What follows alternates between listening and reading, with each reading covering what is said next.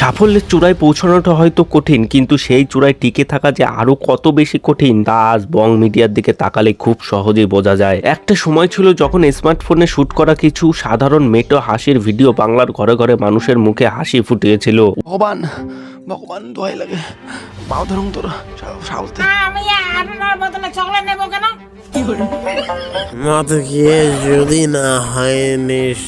উজ্জ্বল এবং তার টিম রাতারাতি হয়ে উঠেছিল সোশ্যাল মিডিয়া সেন্সেশন। 2 মিলিয়নেরও বিশাল পরিবার আজ তাদের নামের পাশে জড়িয়ে আছে পাল্টিবাজ, ভণ্ড আর পলিটিক্যাল প্রোপাগান্ডা ছড়ানো তকমা। শুধু তাই নয়, প্রশাসনের নাম ভাঙিয়ে অন্য ক্রিয়েটরদের ভয় দেখানো থেকে শুরু করে নিজের ভুল ঢাকতে বাবা মায়ের অসুস্থতাকে হাতিয়ার করার মতো মারাত্মক অভিযোগ উঠেছে তাদের বিরুদ্ধে। আজ এই ভিডিওতে বিশ্লেষণ করব কিভাবে বাংলার অন্যতম জনপ্রিয় এক কমেডি চ্যানেলের এত বড় পতন হলো, basically the downfall of Bong media. তাই ভিডিওটি শেষ অবধি দেখতে থাকো।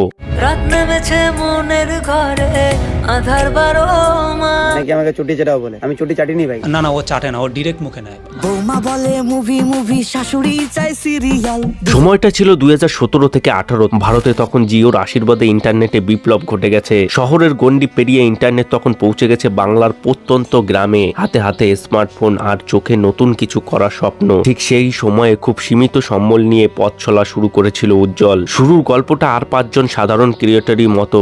ভালো ক্যামেরা ছিল না, দামি লাইট ছিল না, প্রফেশনাল স্টুডিও বা মাইক তো দূরের কথা, ছিল শুধু নিজের ভেতরের অভিনয় করার তাগিদ আর একটা সাধারণ স্মার্টফোন। প্রথম দিকে ভিডিও বানানোর পরটা মোটেও মিশ্রণ ছিল না। গ্রামের একটা ছেলে যখন রাস্তায় দাঁড়িয়ে ভিডিও বানায় তখন চারপাশের মানুষ তাকে পাগল ভেবে কটাক্ষ করে। উজ্জ্বলকে এইসবের মধ্যে দিয়ে যেতে হয়েছে। ভিডিও বানালেও ভিউজ আসতো না, সাবস্ক্রাইবার বাড়তো না, কিন্তু সে থেমে থাকেনি। সে চেষ্টা করেই যাচ্ছিল। সেই চেষ্টার মধ্যে একটা সময় উজ্জ্বল আবিষ্কার করলো তার আসল ইউএসপি বা ইউনিক সেলিং পয়েন্ট। সে বুঝতে পারলো বাংলার সাধারণ মানুষ যারা সবেমাত্র ইন্টারনেট ব্যবহার করতে শুরু করেছে তারা আসলে নিজেদের জীবনের গল্পগুলো স্ক্রিনে দেখতে চায়। এরপরে শুরু হলো পারিবারিক খুঁটিনাটি নিয়ে ছোট ছোট কমেডি স্কেচ, শাশুড়ি বৌমার চিরন্তন ঝগড়া, বাবা ছেলের মজার সম্পর্ক, পাড়ার চায়ের দোকানের আড্ডা বা গ্রামের মানুষের সহজ সরল বোকামি। এই বিষয় নিয়ে তৈরি হতে থাকলো বং মিডিয়ার কন্টেন্ট। এই র এবং দেশি স্বাদটায় ম্যাজিকের মতো কাজ করলো। গ্রামের মা কাকিমারা থেকে শুরু করে শহরের মেচে থাকা ছাত্র সবাই এই ভিডিওগুলোর সাথে নিজেদের কানেক্ট করতে পারলো। তাদের মনে হলো আরে এ তো আমাদের পাশের বাড়ির গল্প।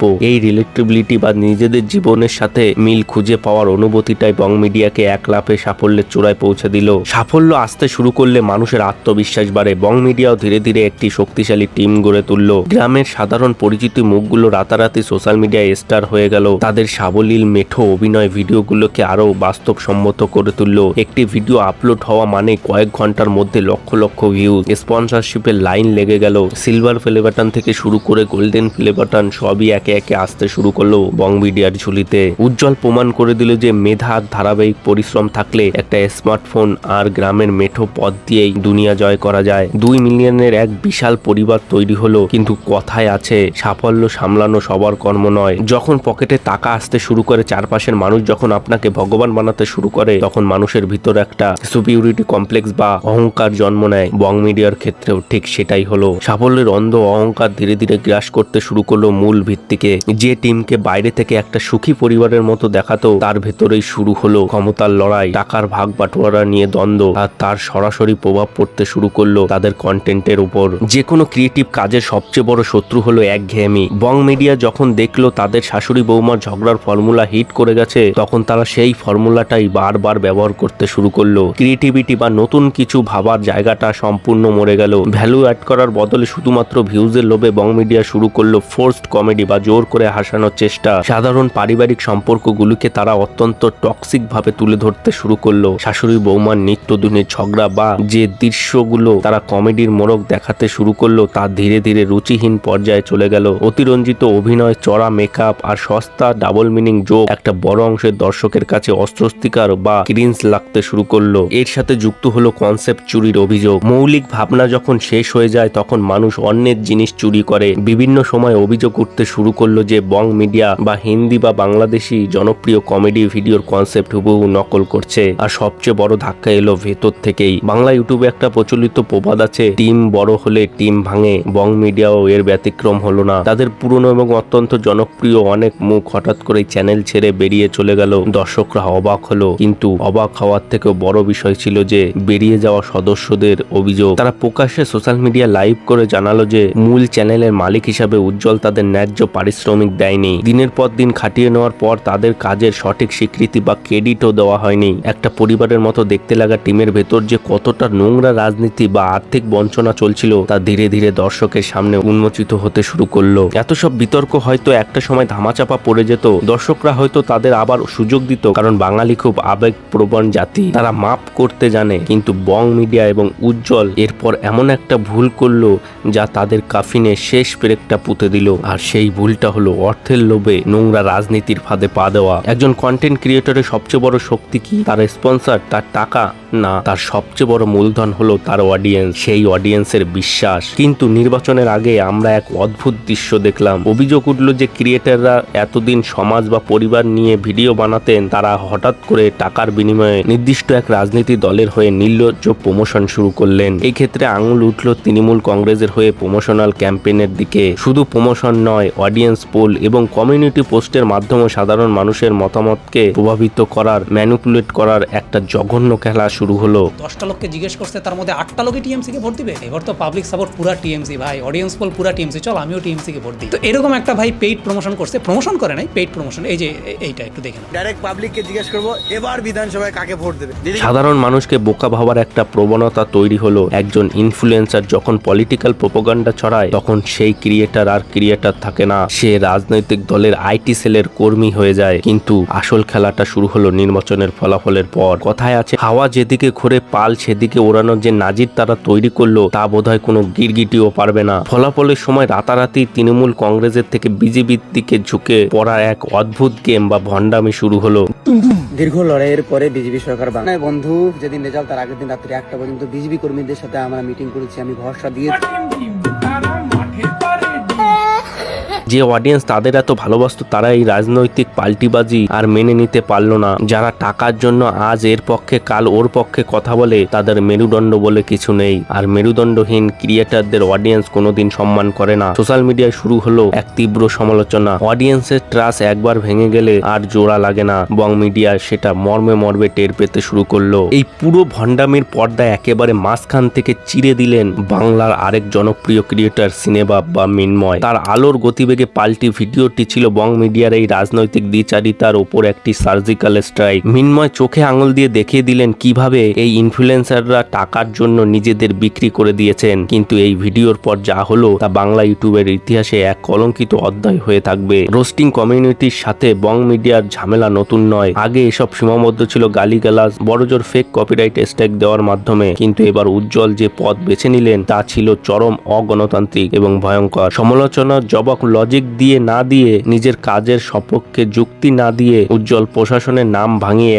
অন্য ক্রিয়েটারদের মুখ বন্ধ করার চেষ্টা করলেন। লোকাল পলিটিক্যাল পাওয়ার এবং পুলিশের ভয় দেখিয়ে রোস্টারদের হুমকি দেওয়া হলো। তুমিই বলো একটা মানুষ আর কত নিচে নামতে পারে ভাই? প্রথমে আমায় পুলিশ কেসের হুমকি দেওয়া। প্রশাসনের সঙ্গে কতটা ঘনিষ্ঠ সম্পর্ক সেটা তুমি আমাকে রেগুলার হয়তো দেখো না বলে জানো না। আমাকে সবাই বলছে লিগ্যাল অ্যাকশন নিতে। একজন ক্রিয়েটার আরেকজন ক্রিয়েটরের কণ্ঠ রোধ করার জন্য প্রশাসনের ব্যবহার ভাবা যায়? এটা শুধুমাত্র একজন মিনময় বা সিনেবাপের ওপর আক্রমণ ছিল না, এটা ছিল গোটা ইউটিউব কমিউনিটি বা বাক স্বাধীনতার ওপর আক্রমণ। যখন আপনার মুখোশ খুলে যায় তখন আপনি গায়ের জোর দেখান। উজ্জ্বল ঠিক সেটাই করলেন। কিন্তু তিনি ভুলে গেছিলেন সোশ্যাল মিডিয়া কোনো রাজনৈতিক দলের পার্টি অফিস নয়। এখানে গায়ের জোর বা পুলিশের ভয় দেখিয়ে মানুষের মুখ বন্ধ করা যায় না, বরং হুমকি দেওয়ার ঘটনা বং মিডিয়ার ওপর মানুষের ক্ষোভ হাজার গুণ বাড়িয়ে দিল। যে কোনো ক্রাইসিস ম্যানেজমেন্টের একটা বেসিক রুল আছে, যখন আপনি ভুল করবেন তখন মেরুদণ্ড সোজা রেখে সামনে আসুন, ভুল স্বীকার করুন আর ক্ষমা চান। অডিয়েন্স আপনাকে ঠিক বুকে টেনে নেবে। কিন্তু উজ্জ্বল কি করলেন? যখন চারপাশ থেকে পলিটিক্যাল প্রমোশন, পাল্টিবাজি আর প্রশাসনের অপব্যবহারের মতো সিরিয়াস অভিযোগগুলো আসতে শুরু করলো তখন তিনি কোনো লজিক্যাল উত্তর দিলেন না। তিনি বেছে নিলেন সিম্প্যাথি কার্ড। তিনি এমন কিছু ইমোশনাল পোস্ট বা ভিডিওর আশ্রয় নিলেন যে যেখানে নিজের ভুল ঢাকতে বা পিঠ বাঁচাতে তিনি তার পরিবার বা বাবা মায়ের অসুস্থতাকে ঢাল হিসাবে ব্যবহার করলেন। এটা চরম কাপুরুষতার লক্ষণ। নিজের রাজনৈতিক অবস্থান পরিবর্তন বা ক্ষমতার অপব্যবহারের সাথে বাবা মায়ের অসুস্থতার কি সম্পর্ক?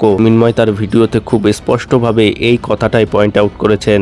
যখনই কোনো ক্রিয়েটার বিপদে পড়ে তার বাপ মায়ের অসুস্থতাকে সিম্প্যাথির ঢাল বানায় নিজের পিঠ বাঁচাইতে আসে। এর থেকে মহান পাপ আর পৃথিবীতে হইতে পারে। বাপ মাকে কন্টেন্ট বানাও ঠিক আছে, কিন্তু তাদের অসুস্থতাকে সিম্প্যাথির ঢাল বানায় নিজের পিঠ বাঁচানো, নিজের কুকর্মগুলোর উপরে প্রলেপ দেওয়া, এইটা নরকে গেলে যমরাজ কড়াইয়ের মধ্যে গরম তেলে তোদেরকে ফেলায় কাঁটা চামচ দিয়ে বিচির মধ্যে গুতাবে। দর্শক আজ আর আগের মতো বোকা নেই, তারা যথেষ্ট পরিণত। তারা খুব ভালো করেই বোঝে কোনটা আসল ইমোশন আর কোনটা ইমোশনাল ব্ল্যাকমেল। নিজের নোংরামোগুলো জাস্টিফাই করার জন্য নিজের পরিবারকে টেনে আনাটা বুমেরাং হয়ে ফিরে এলো উজ্জ্বলের কাছে। মানুষ ইমোশনাল ব্ল্যাকমেল দেখে আরো বেশি ক্ষুব্ধ হলো। তারা বুঝলো এই মানুষটার মধ্যে কোনো অনুশোচনা নেই, আছে শুধু যে কোনো উপায়ে নিজেকে বাঁচানোর মরিয়া চেষ্টা। ভিডিওর একদম শেষে এসে আমরা যদি বং মিডিয়ার পুরো জার্নিটার দিকে তাকাই তাহলে একটা জিনিসই খুব পরিষ্কার হয়ে যায়, এই পতনটা একদিনে হয়নি। ক্রিয়েটিভিটি হারিয়ে সস্তা কন্টেন্ট বানানো, টিমের সদস্যদের ন্যায্য পয়সা না দেওয়া, টাকার লোভে পলিটিক্যাল প্রোপাগান্ডার অংশ নেওয়া আর শেষে সমালোচনায় এড়াতে ক্ষমতার অপব্যবহার, এই প্রত্যেকটা জিনিসই ধাপে ধাপে তাদের পতনের দিকে ঠেলে দিয়েছে।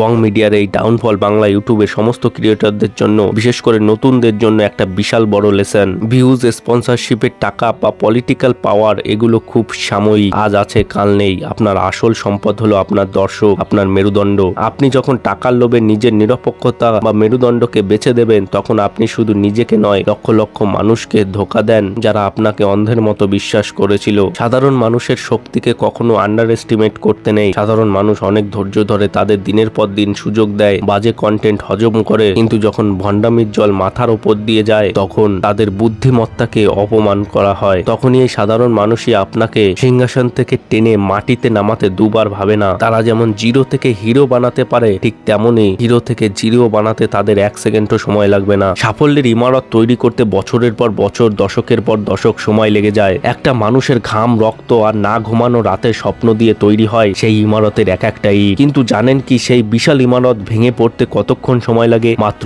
কয়েকটা মুহূর্ত, মাত্র কয়েকটা ভুল সিদ্ধান্ত, অহংকার, লোভ আর ক্ষমতার দম্ভ যখন একটা মানুষের বিচারবোধকে অন্ধ করে দেয় তখন পতনের শব্দটা অনেক দূর থেকে শোনা যায়। আর আজ আমরা এমনই একটা পতনের গল্প শুনলাম। তো ব্যাস বন্ধুরা, আজকে এই পর্যন্তই। এই বং মিডিয়ার ডাউনফল নিয়ে তোমাদের কি মতামত রয়েছে কমেন্ট বক্সে অবশ্যই জানাও। ভিডিওটা একটুও ভালো লেগে থাকলে একটা লাইক করে দিও, চ্যানেলে নতুন হলে সাবস্ক্রাইব করে নোটিফিকেশন অল করে দিও যাতে ভিডিও আপলোড করলে সবার আগে পৌঁছে যায় তোমাদের কাছে। দেখা হচ্ছে পরের এক নতুন ভিডিওতে।